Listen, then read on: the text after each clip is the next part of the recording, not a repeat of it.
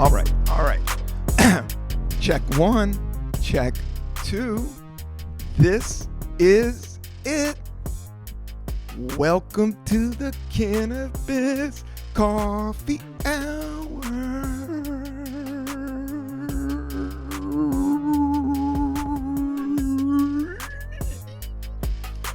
With your host, me, Rob Cantrell, coming back again and again. We're here to win, maybe. Yeah, why not? Let's fucking win this shit. Tune in. It's 194. Cannabis seems to be really opening mad doors right now. But there is some stuff happening. We could talk all about it. I'm going to talk about music. I'm going to talk about life. I'm going to talk about plants, energy, the sun. But we're going to talk about coffee as well. I got a great bag of Stumptown. And this was a new joint. Like, I don't like to go to Whole Foods, but lately I've been sneaking in there once or twice. You know, it's kind of 1% evil, or I don't know. But at the same time, we have to be health conscious. And as I get older, you know, it's kind of like you gotta think for yourself when it comes to your health. And you gotta figure out where the good fruit is, where the good vitamins is, where the good vibes is, where you can get your good steps in. You gotta work with the moment wherever you got it. So I went into Whole Foods is kind of dope. Like, they do have, like, they got great food and items and coffee and fish. I love good fish. Fresh fish all day. If you want to send me some fish, you can contact me at contact@robcantrell.com. But don't no weirdos. No fucking Pelosi weird. Not, you know, I don't want to go into politics because everybody's weirded out. This thing is all about love, and not giving up, and getting and just being myself and shit. So I gotta watch streaming off topics sometimes. I'm listening to this podcast. I like the podcast. Not that it's egocentric, but I also want to be like, okay, I care about this thing. I just don't want to be talking into the abyss. I'm not really making any crazy money. Well, I've gotten gigs out of it, so that's been great. So I have gotten gigs about it, and you know, I've been doing this cannabis thing forever, man. I was, you know, working with High Times since the first time I was in High Times was in 2003, and it was for this cool Normal festival. And it was a big deal for me because I liked High Times. I used to go to Tower Records, and Tower Records had, in Virginia, actually, I had this stiff job right after college, and just a sales cold calling job. Shout out Aerotech. But I used to go to Tower Records, and they had mad magazine racks. Magazines are coming back, I feel, like quality ones. I like a good magazine. For my birthday, I asked for Rolling Stone, a subscription to, and Men's Health. That's the vibe I'm at. And I'm excited for that because I like to have them. I have a good magazine rack next to my toilet, and I have a couple magazines there. Because the phone is good, but the phone is kind of greasy on the toilet because, you know, there's all those particles and stuff, and then you're on the phone. You know, the phone is dangerous, man. Shout out Bo Burnham. I watched this video about him talking about Instagram and Twitter and YouTube, all these things with the algorithms, you know, and how these companies are public, and through being public, you know, that's why I'm always hesitant about trying to blow up on Instagram and TikTok and all that, because you're just feeding the machine, and the machine, when I say the machine, just the algorithm, the website, and it's a business, you know? So their whole gig is to get you engaged and keep you on, and, you know, that's where the money starts coming in, and that's where the sketchy content comes in. You know, I mean, I don't know. I'm trying to open my heart and really, like, live in the moment and not pull that moral vibe thing on everybody, even though it's popping up now, you know, because, you know, with, you know, Kanye getting canceled, like, anti-Semitism is fucking whack. Like all that shit is whack. Categorizing is whack. I don't know. People are going some other direction, but the more I go inward, shout out my 20 minutes of meditation this morning. I've been doing my meditation. One thing I want to hit people to that I just learned was I was like, oh man, my lower back is killing me because I hadn't been doing it a lot. So I was kind of, during the pandemic, I was getting hardcore, just like working out and weights and shit. Like you kind of dip in and out. Some people, are all day, every day, Marky Mark. And I kind of want to get there. As I get older, I think it's kind of like essential to live a super active, not super active, but enough of an active life that you're pumping good blood through your heart and, the system's kind of cleaning itself properly, without the toxicity of our city. Yo! Are the keys on the table? Shout out System of the Down. But I do have some great coffee from Stumptown. It's called 100 Mile. I'm just running. Jam and toffee. This is a new. Stumptown has a great graphic designer, and their bags are awesome, and their colors are off. It's just, it must be, whoever started that company must be on point. What happens is these motherfuckers go public or they sell out. Eventually everybody wants to buy, a house in the farm, and grow their mushrooms out there and hang out with the hobbit. It's the people that don't want to do that that's a little bit scary. I think the super ego yacht motherfuckers. But if you want to be I can't judge you. Do your thing, man. Do your fucking thing. If you think that's the gig, I'd be happy with, I just want one rowboat with an outside motor and a couple zip codes, and but deep sea fishing is dope too. A couple little spin rods, a couple joints, some seltzer, some lemonade, and some peanut butter and jelly sandwiches on Wonder Bread cut in half, wrapped in something so the bugs don't get into it. How about that? Keep it simple. Pop it like a pimple. But this coffee is dope. This is good coffee, and this is the write up. These guys are funny. Shout out Stumptown 100 Mile. This is what they say about this shit. It's like, if we made such a thing as trucker coffee, this would be it. Meaning, like, if you were a lot of driving, a big breakfast blend, roasted while robust enough to drink black and stand in with a little bit of milk. It's sweet and hearty and will get you there come hell or high water. Love it. I'm sorry, I have this like LED light I'm reading this off of, and the glare was in it, so my reading out loud skills was a little off. Because their lettering is dope. It's like on this orange bag. This is a great cup of coffee, actually. This is like your classic good diner coffee back in the day, but a little higher end. And this is, it's kind of like the coffee. Like when I do a lot of driving, I got to do some driving tomorrow. I'm taking the old Renegade Jeep down to Dewey Beach. I'm excited about this gig. It's a comedy festival that I picked up. Somebody must have backed out, and they called old Rob to come through. But it's the Headliner series. It's a great show, great hotel. It's the guys from Arlington Draft House. I've known the owner and the organizer for years. I'm actually the first guy that headlined the Arlington Draft House back in the day when I just got on Last Comic Standing for the first time. But Dewey Beach is dope, man. I went to Dewey, and Rehoboth is dope. Like that's like the Hamptons of Baltimore and DC, because there is some dope pads there. It's some great coastline. New Jersey's got these great beaches and shit that I don't know about. Like I've been through, or you kind of see them. because I do love me some flip-flop beach life, beach cruiser. And this is going to be in the off season.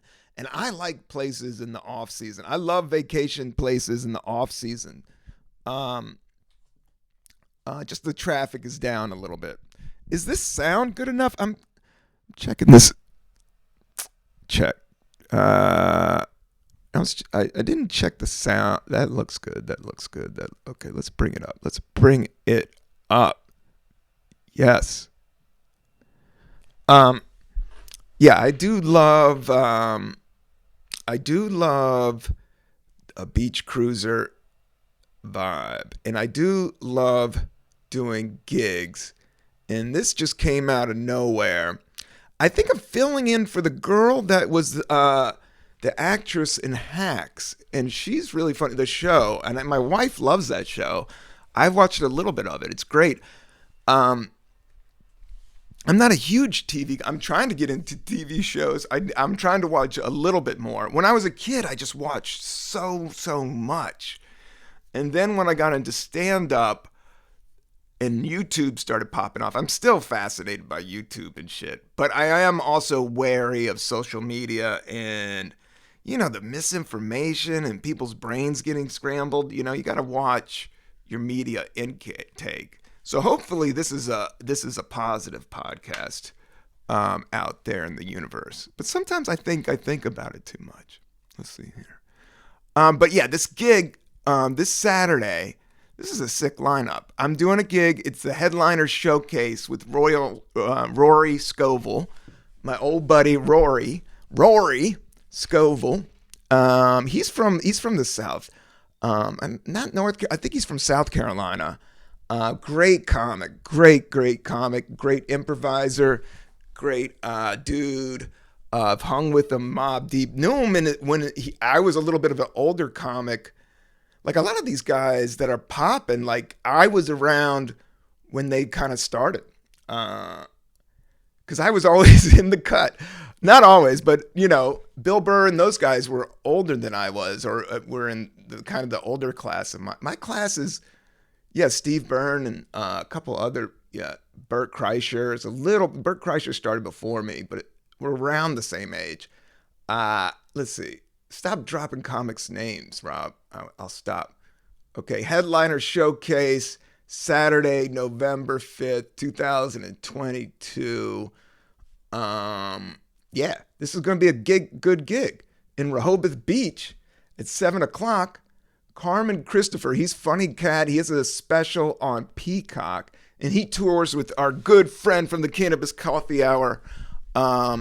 I don't know if I've done shows with Carmen, but I think I may have done shows with Carmen. A lot of the bar shows that I've done in the city, like you just get in and get out, and it's just like, I don't know, it's wild. There's so many comedians right now, but I know this cat has done a lot of I've seen more of his television stuff, and I've seen his special. He put out a special right during the pandemic, and it was like he did this really surreal, super crazy, cool, interesting, creative cat, as I've seen from afar. But he tours with Joe Pera, so he has to be dope. Not dope, but nice. Shout out. Joe Pera is just like the funniest, nicest dude I've ever met. Let's see. Shout out to Joe Pera. And the whole Joe Pera squad. But this is the Cannabis Coffee Hour. And yeah, I wanted to talk about, I'm driving tomorrow. I'm drinking this trucker coffee. I have been to truck stops. Even truck stops have like grinding beans and Jamaica beans, and they have all different styles. Like everybody's, if you notice, like everybody's taking their coffee game up, but also people are questioning it. There's always that, have you tried mud? On YouTube, there's that dude, some crusty old dude. I don't know. It comes up in my algorithm, and he's like, "I used to drink coffee, but now I made my own mud. It's from dirt and water and tree juice, and it gives you natural energy." And I'm like, all right. But, herbs, and everybody's body's different. Everybody's growing different. Everybody's got their own gig. And I don't know if it's going to be coffee and weed forever. But I do know that I do enjoy it, and it does help me get excited for podcasting and putting myself out there. Um, and just like, talking about herb and seltzer water and stuff like that. Got some good half flat seltzer here, which goes great with coffee. I'm not complaining about it. I did the Soda Stream just maybe a couple hours ago. Yeah, this gig driving to Dewey Beach, Rehoboth. Okay, it's this cool beach area. Rehoboth is has a history of like early on, even in the '80s, as kind of a gay friendly environment. A lot of the DC and Baltimore, that whole scene moved up there, or they vacationed there. And I like that scene. I liked gay San Francisco. Gay people make the neighborhood better, and I don't know. I think as we go into the future, I could talk about all this shit, but I don't like the sectioning off. I guess I don't know. We're learning how to do the dance more and better in terms of talking about groups of people, and as society moves forward, and everybody's kind of getting more informed or engaged and enraged. Uh, but at the same time, man, we're all the same, man. It's just like we're organic material, just like the plants, just like the dogs, just like the cats, just like the sky, you know. And then the ego makes you separate it. And your ego makes you say, oh, this is the shit. It's me. It's about me. But really, it's about the whole thing, Growth. I'm trying to grow better. This is trying to grow better weed. No, I do want to, I would like to have my own outdoor plant, like a simple plant. Now I just don't have the space. Maybe as the future goes forward, and it gets a little bit more normalized into society. I see Virginia popping off, and then I have relatives telling me it's really getting legal. You should move back here, Rob. And I just might. No, but I love New York. New York makes me better and stronger, but there might be a day it's time to walk away. But as for now, this is the gig, and I love it. I love the creativity. I think it's kept me younger. And keeps me sharper, keeps my brain sharper.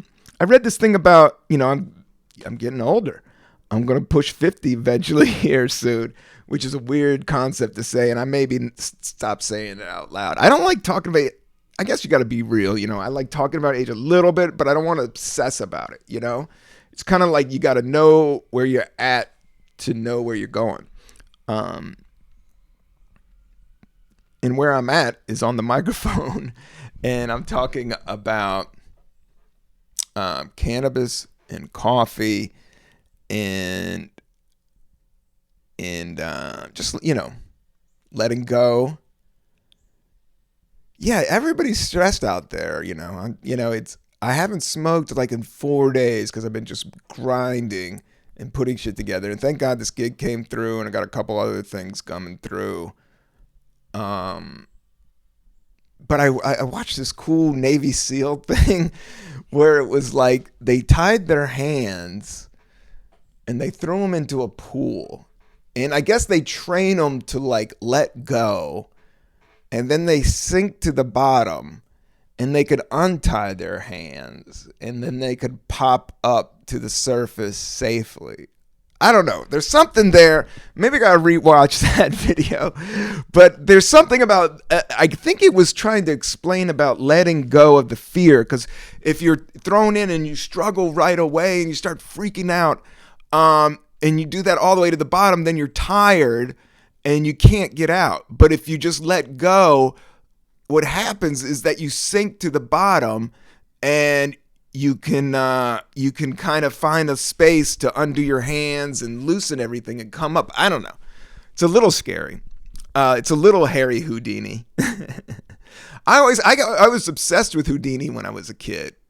The musical group and the magician. The magician, the famous magician, but he died. Somebody punched him in the stomach. And he would go around and have people, he was just so well trained. And so, going underwater and holding his breath and stuff. He did all that type of getting out of, that whole thing. Whew. Yeah, I'd rather do comedy. But even comedy you think is going to be easy. You're like, yo, I'm funny. My friends are thinking I'm funny. And then it's just like, being funny is like 10, you got to be funny. And you never know, you got to kind of keep it loose. But it's like the business part is just so hardcore, especially with Netflix and all. I think there's just so much money on the table that people are being super sharks. So I don't know. But at the same time, I do think, it's on you. Everything's on you these days, and that's what I loved about putting out my own album, my own music album, with all those old goofy tracks. And then during the pandemic, I made my own beats, and that was the goal, was to make my own beats, make everything, record it. I did everything, even the video. Check out the video. Give peace a dance. There is no political message to it. It's literally about living in the moment and understanding that we don't know. That's what I worry about podcasting, is like, I never want to talk too much, because anybody that talks too much doesn't know shit, It's about being quiet, That's when you can, be a king without a crown. That's... Wow. I wrote some shit down I wanted to talk about, but we talked about Rehoboth Beach. Oh, Dewey Beach. Yeah, it's a cool place. And I went up there when I was working. I spent a whole summer there. I rented a house with like 7 dudes. It was my friend and his older cousin had this house. And it's just been, there was like 2 openings, and you paid like $500 or something, or a G or something. But you can go up there every weekend. And nobody was there. It's a rental, like the summer rental thing. When you first, I had my first little job. I was making a little bit of money, doing sales and shit. And so I would go up there, and it's a full on, like, that was a great summer. That's when I was drinking. It was full on, like, total beach party. Like, there's like 4 or 5 bars. You see friends. It was just a full on. And I remember eating shrimp. And this band, Love Seed Mama Jump, which I used to see. I did a summer in Nags Head, North Carolina in college. And then I would see them there. Like, there's this like East Coast line, like Baltimore. Shout out to Jimmy's Chicken Shack. But Love Seed Mama Jump would play all these gigs. And they were just like a party beach band. They played covers, and they played but they would just get it popping. They may have had some horns. I forget. But I do remember them doing, they would be like a rock band, but then they would do the Black Sheep song, you can get with this, or you can get with that. You can get with this, or you can get with that. Engine number 9 on the New York Transit line. If my train goes off the track, pick it up, pick it up, pick it up. Back on the scene, crispy and clean. That is Dress from the group Black Sheep. Lyric. But yeah, they would cover that. So it'd be like this, kind of, for the type of band that would play in fraternities and bar gigs all along. There used to be this place called the Bayou in DC that was in Georgetown that had like bands like that. And it like kind of like bands that like fill like 200 to 500, but would just jam up the place. The funny thing is I saw Run DMC. I think Jam Master Jay was still alive. But they was older in there. But I saw him at the Bayou in DC in the 90s. Right when I got it, like in 95, like it may have been like 96. But then I saw him play, and I think it was maybe Jam Master Jay was with them at the Justice League. And that's an old venue in San Francisco. And now I was on mushrooms and I watched him. I remember this, man. And I was with this hippie chick that I worked at the Green Tortoise Hostel with. Mandolin, shout out Mandolin. She was a masseuse. We never hooked up. She was just my friend, and we worked at the hostel. And she had great weed, and she didn't really work there that much. She was on tour. She was following the Dead and all these, she was a full-on hippie. I think she still is. I see her on Facebook and shit. But she got me a gig at for the weekend, we worked for Relics magazine, like passing out lighters and magazines at the High Sierra Music Festival. And that was like up in the Northern California mountains. That was like sick. And the horn player, who was it? It was like one of those guys that played with Medeski, Martin, and Wood. Carl Denson. Yeah, Carl Denson's Tiny Universe. This dude plays the sax. He's heavyweight. Jazz, jam band, heavyweight. I seen him play with Slightly Stoopid, a couple other. I like Slightly Stoopid. I like Stick Figure. I like that whole SoCal scene. There's a time and a place for it. I think that's so sublime. That is that Dewey Beach. That is that beach cruiser flip-flops, take a bong hit, go hang out and watch people surf or go surf. Let's see here. Yeah, I had a buddy that lived in Nags Head, North Carolina, like all the time. Like his mom lived right on the beach, and yeah, he was a sick surfer. Shout out to my buddy Ben, old school friend. I don't want to say people's last names, but I haven't seen these cats in a while. But I always loved, and I think he surfs he was like, dude, like if I had that type of skill of surfing, that is like such a cool health thing is surfing, health and mind thing for some reason. But then there's aggro dick surfers and douchebag. I guess douchebaggery comes through everything. There's good and bad. There's good and bad in everyone. In terms of just the aggro surfer. I don't know. There's something about surfers that it's the same thing with comedians. They get to a point where it's such a hard thing, and then you learn to learn it. It is like a dominating, it makes your self-esteem. So you kind of get cocky. You can watch out for being really cocky because, I don't know, going through tough stuff makes you a little bit more confident, I guess. Life is wild, right?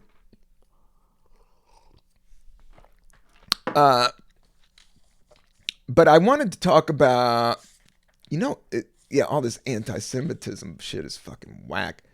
One of my favorite songs in the world, and I would consider myself, I don't want to say Christian, but I think Jesus is dope.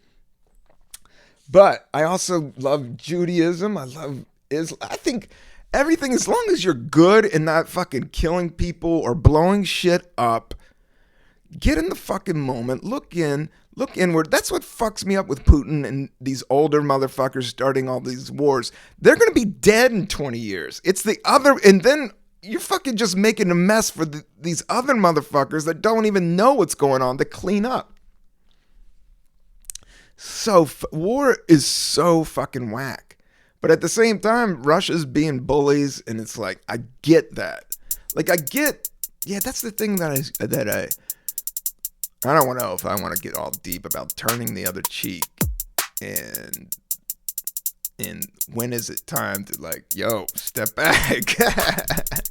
So, that's what's so good about the moment, that if you try to stay in the moment and try to be real with it and be as long as you're yourself, you could feel the right thing to do at the right time. It's kind of like that old video game, Dragon Slayer. It had this, it was such this old school. It was the first time the cartoons, and Dragon Slayer's this weird stand-up video game from the late 80s, maybe early 90s. But it went from analog, Space Invaders or Galaga or any of that shit, into this like cartoon thing where they would play like a cartoon, but then it would flash a certain area, and if you hit the joystick, it would go into that area. It was like Pick an Adventure, and if you figured it out, like it looked really dope. But I think that's like you had to wait until you see the flash, and that's the right way to go. Like if you're quiet and you're not talking and you just listen to yourself, there is an inner guidance in there.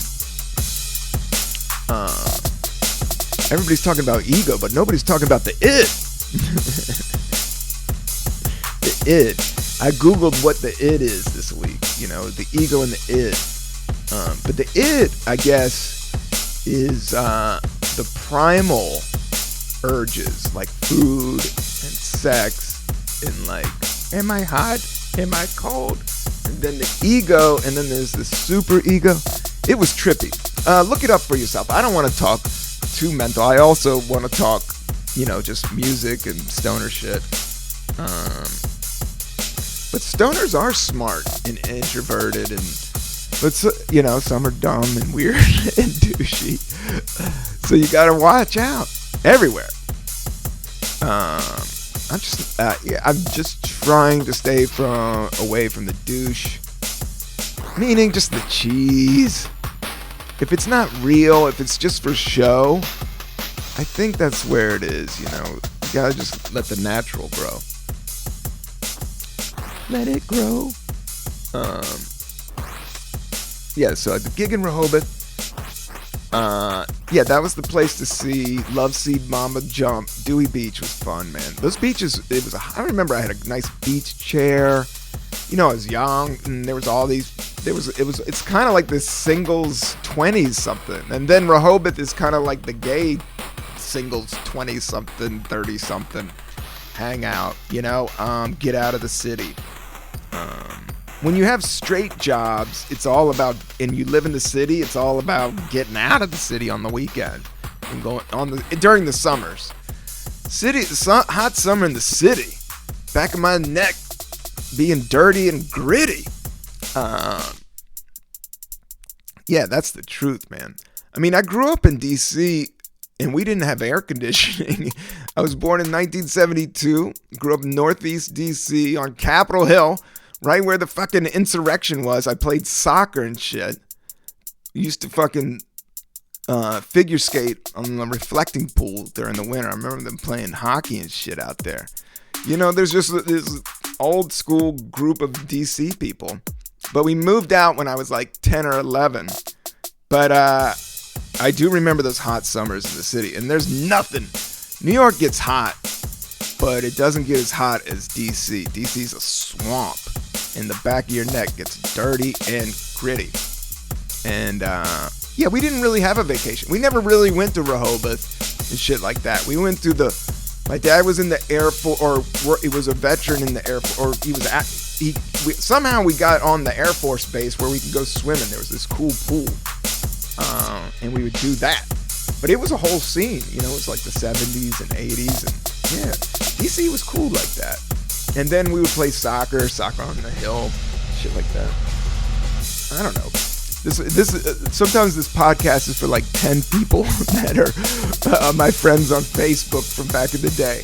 But sometimes not. I don't know. Sometimes it's just nice to have somebody talking in the background. And hopefully I'll put some beats on here. I'm not sure the strain. This is the same herb I've been having, and it's great. I think the weed scene, like the strain thing, it's very interesting how everything's opening up. I mean, I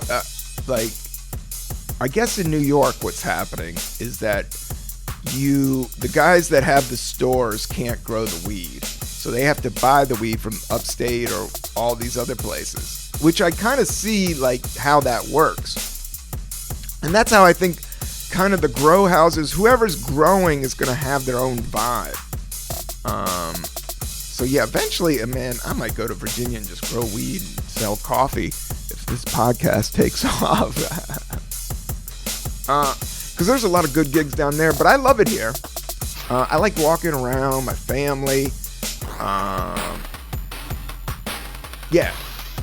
Yeah, and this comedy here is just so good, and then auditioning for shit is so good, and yeah, the industry's here, stuff like that. Like, I still got shit to do. I still feel like I have a lot to do, and so every moment, and this podcast is part of that, you know? It's my obligation to smoke herb for you guys and me.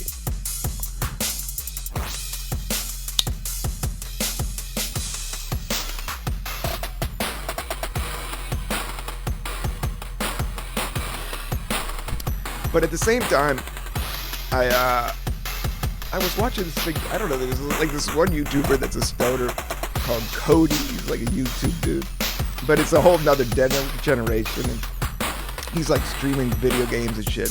But he was talking about this thing called CM. I don't know. There is like new developing, I guess, diagnoses for cannabis in terms of loading your cannabinoids too much. I think it's like CM syndrome. Sometimes it's syndrome. But they were saying, like, if you take a 12-day break, and I think that's wise. Like, I was going heavy in the paint for a while. And, you know, it's all about balance and equilibrium. So I think, like, a 12-day break from coffee and weed, I might try that soon. So don't wig out. But maybe I'll do a podcast and I'm just drinking some mushroom tea. And nuts. I mean, I do need to do a psychedelic trip here soon, but I'm just so busy running and gunning, and I don't want to do it in the city environment. Like, I've tripped enough to know, like, I think it would be good and fine, and I can go inward and meditate, but I could do meditation. That's the thing, is like, the days I was off weed and I was grinding hard, the first day I was kind of itchy.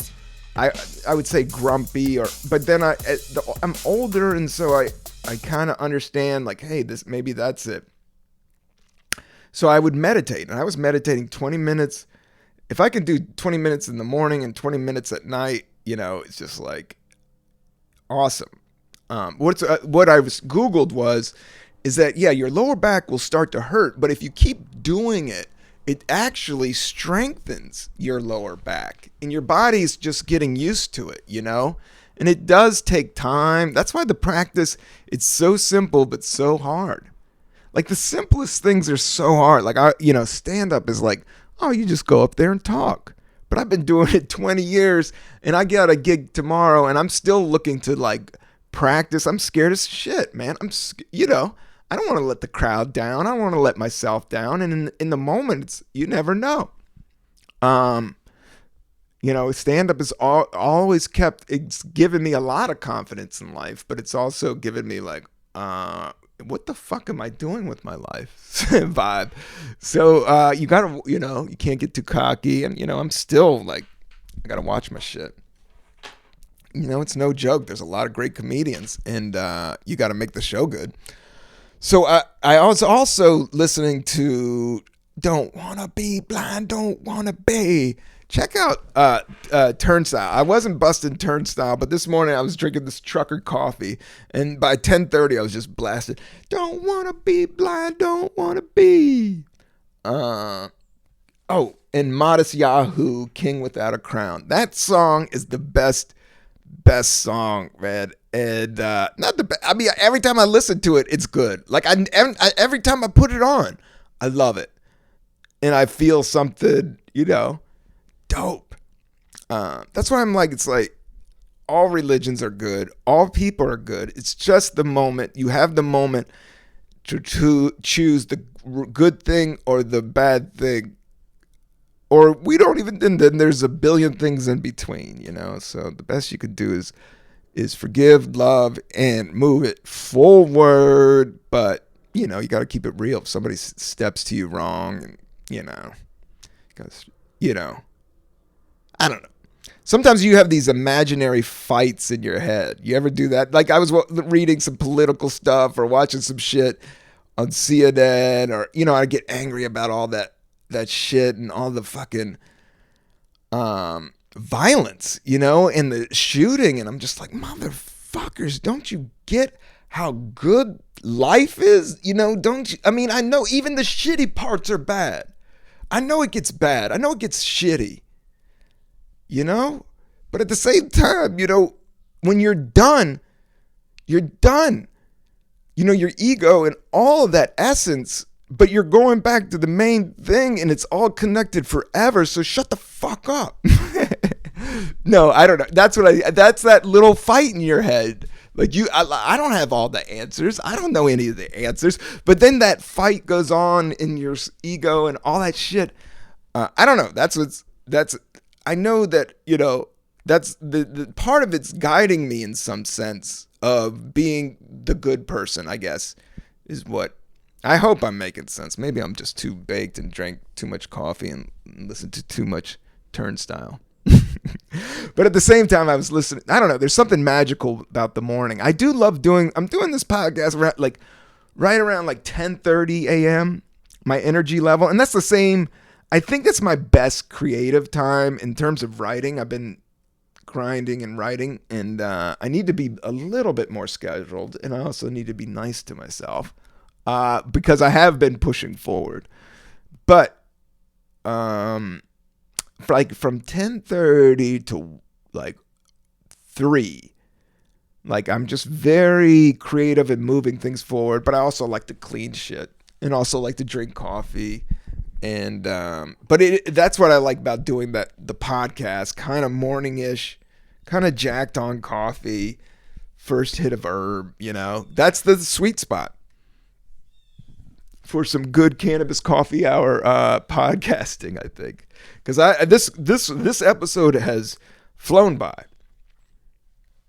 I wanted to there's a event at the Bell House. It was like the respect to Shania Twain. You're still the one. Now that's a jam. Shania Twain, you're still the one. Oh man, look how we made it. We made it. You're still the one I want, love. I used to have this stand-up bit that I would sing this song. This is one of the first stand-up bits. I would sing Shania Twain. I would fake like I was a comedian and I would have a breakdown and I would crawl out into the audience and go under the table, and then I would start singing Shania Twain. Look how we made it. It was like kind of having a breakdown at the end of your set, and then I would get some jokes going while I'm under the table. I was out there when I started, man, because I was like, I don't want to do any hacky fucking, you know, the same style. It's not that it's bad. It's just like there's so many styles within the moment that there's a gazillion styles within the moment. So I was trying to punch through there, but I would bomb so bad. People don't understand. I didn't get on a real comedy stage until I was like a year and a half in. I only did coffee shops in San Francisco. They wouldn't let you on at Cobb's. There was so many great comics there. Al Madrigal, you know, W. Kamau Bell, those guys were in. I was like out there, and I was so out there. And I remember the big dog, I won't drop his name because I totally forgive him, but it was the first time I got on Cobb's Comedy Club. It took me a year and a half, and I was killing at these weird shows, but I was doing really out there. And this was like, back then it was in the Cannery, and it was so almost 80s fucking, in San Francisco, like in that part of town, like the family-friendly tourist area. It was still kind of dorky in some weird way, but also kind of cool. There was great comics there. I'm not saying that. It was just like during that downturn of stand-up in the early 90s. And the guy that ran it just was, he just did not dig my style or my vibe. And I went in there, and it was the first time they put me on. And they gave me like 5 minutes, and it was their showcase. But it would be maybe like 35 people on a Wednesday. And the first time I went on and I did all this shit, and I went into the audience and I crawled under the table and I started singing Shania Twain. And it bombed. It bombed so hard. And the comic went back up, and he was like the big dog of the town, like at the time. He was like the biggest local comic. and he got all the gigs headlining at Cobb's and Punchline on the off nights. And he was living as he was exactly what I wanted to be in San Francisco, like just making enough money, getting by, and getting on TV. He was getting spots on Letterman and shit. And he was like, that was the first and last time you'll ever see Rob Cantrell on the stage. That was like after a year. And I remember I was like, oh my God. And he said that in front of the owner. It was like, but it was funny. It was funny. Now that I look, but at the time I was so sensitive. I took it so hard. And I was like, motherfucker. Because I guess it was my ego, I had to and it was just the wrong crowd for it. It was still funny. And that song is still great.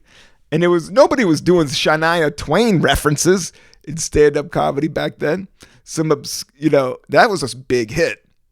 I'm not a huge country fan, but it was in my background growing up, in Virginia, in DC, but mostly in Virginia. My uncle's from Tennessee, lived in Tennessee. He's from really Southern Virginia, like my dad, like down in Pound and Wise, Virginia. But, and I remember driving with him and listening to Kenny, and he would chew Red Man. He would chew Red Man tobacco, and he would spit into a cup and drive a Lincoln. And he was like a lineman for the Tennessee football team, like I guess University of Tennessee. And he became the head chef there. He cooked for all the athletes, but he ran the whole thing. And these things were like big operations. He wasn't a millionaire, but he had a good living, had a couple kids. He had insurance when you worked for a school and all that shit. He liked to chew Red Man, and he worked for a football organization. That's pretty dope. He was the man. I love my Uncle David. God rest his soul. But we used to drive, and he would just chew Red Man and listen to Kenny Rogers, Alabama, maybe some other, during the Dolly Parton. He was kind of classy. He liked classy country. Country was really conservative. Like, people think Hank Williams Jr. is kind of mainstream, but this was back in the early 80s, and Hank Williams Jr. and that stuff, it was like the new, kind of coked out, drunk, 38 Special. What was another one of that era? I mean, Leonard Skinner was the first, Southern rock. And so it kind of had country roots in it. All those guys were raised on country music, And country music just has soul to it. It's it's just soul music. Of those mountains, and it's just like soul music in some sense. You could feel it, but there's a lot of bad. There's a lot of bad country music, and in the South is historically, kind of racist and stuff like that. But I don't know. I don't want to call anybody this or that. But I guess that was maybe my growing up, looking down on country. But Shania Twain, I like good music. That's what I'm saying, the cheese or the douchebaggery. I think in country music, there's a lot of douchebaggery. Just like every mainstream thing. I don't want to trash comedians, but there's douchebaggery in comedy and shit. The cheese. I like the real shit. The good shit. It's hard to get the real and good shit because you got to strip it down to it. And that's why I think it lasts and it's good. Like Shania Twain's "You're Still the One." Go listen to that song. That's the jam. At least the first. So glad we look how far we made it. Should I read the lyrics? I'll read the lyrics to close out this episode. Let's see here. I love that.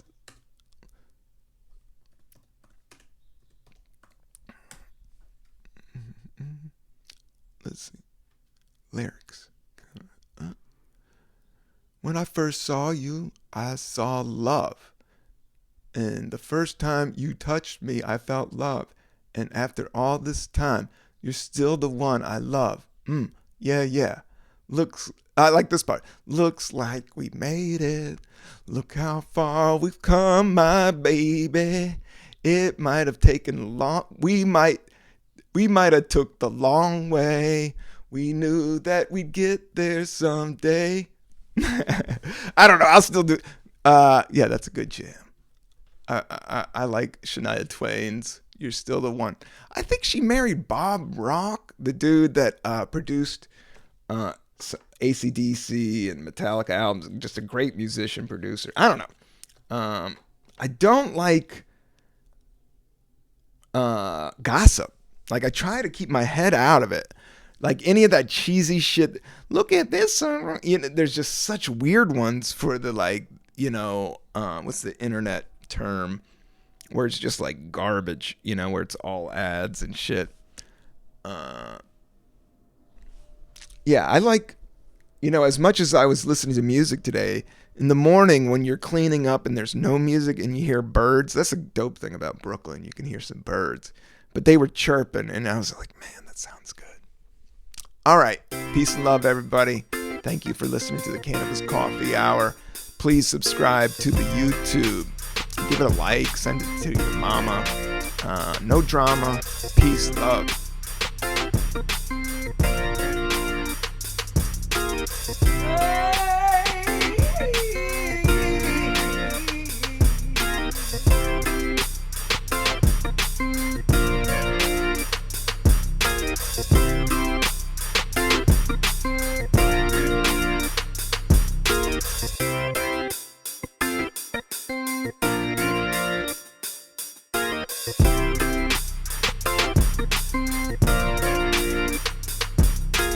Uno, dos, tres, cuatro.